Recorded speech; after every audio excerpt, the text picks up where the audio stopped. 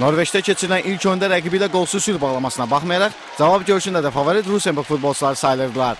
Lakin necə deyərlər, meydan düz, topu isə yumrudur. Möhtəşəm azarkeş dəstəyi önündə qələbə qazanmaq istəyini və əzmkarlığını ortaya qoyan Qarabağ futbolçuları bütün proqnozları alt-üst edərək təcrübəli rəqibini məğlub etməyi bacardılar. İlk dəqiqələrdən əsasən müdafiəyə fikir verən Qarabağ xoşbəxtliyi əks hücumda axtarırdı. Qonaqlar isə gözlənildiyi kimi topa daha çox nəzarət edirdilər.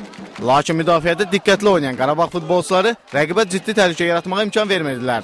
Ümumiyyətlə ilk 30 dəqiqədə qapılar qarşısında elə də ciddi təhlükəli vəziyyət yaranmadı. Bu epizodda Vaqif Cavadov cərimə zərbəsindən çərçivəni dəyi nişan alsa da, rəqib qapıcı topu asanlıqla tutdu. Qonaqların cavab həmləsi daha təhlükəli alındı. Amma Fərhad Vəliyev sayıqlığı itirmədi.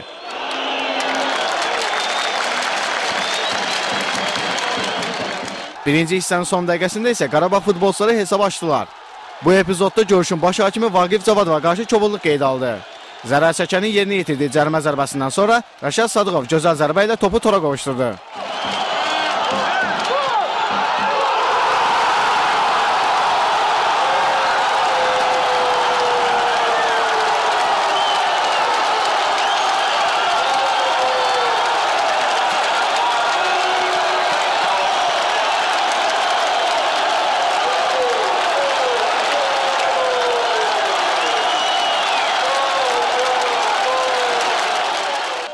Fasilədən sonra da oyunun senarisi dəyişmədi.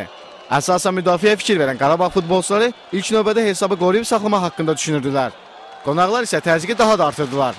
Lakin qapısını alınmaz qalaya çevirən Fərhad Vəliyevin inamlı oyunu Norveç təmsilçisinin qol vurmaq istəyini gözündə qoyurdu.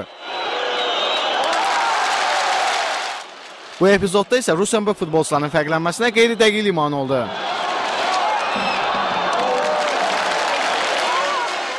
Az sonra Aleksandr Tette fərqlənməyə yaxın idi.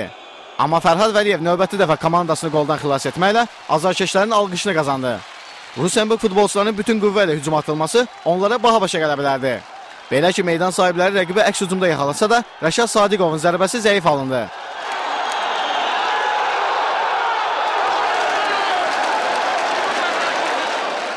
(82-ci dəqiqədə isə Qarabağ futbolçuları ikinci hissənin ən real qol vəziyyətini yaratdılar.